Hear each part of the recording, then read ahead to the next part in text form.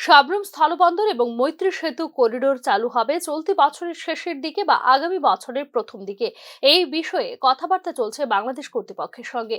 মঙ্গলবার কথা জানিয়েছেন ল্যান্ড পোর্ট অথরিটি অফ ইন্ডিয়ার চেয়ারম্যান আদিত্য মিশ্রা।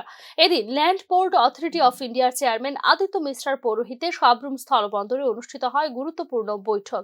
ত্রিপুরা বাংলাদেশ আমদানি রপ্তানি সহ সাবরুম স্থলবন্দর দিয়ে যাত্রী পারাপারের বিষয়গুলি নিয়ে বিস্তারিত আলোচনা হয় বৈঠকে। বাংলাদেশের সরকার পতনের পর যে সমস্যার সৃষ্টি হয়েছে সেই কারণেই মূলত মৈত্রী সেতু দিয়ে যাত্রী পারাপার এবং তা চালু করার প্রক্রিয়ায় ব্যাঘাত ঘটেছে।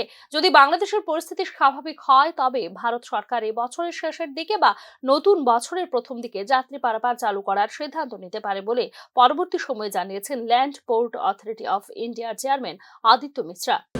14 अगस्त को इस रूट को चालू करने के लिए, लेकिन जो बांग्लादेश में पॉलिटिकल चेंजेस हुए उससे थोड़ा ये काम अभी टल गया है।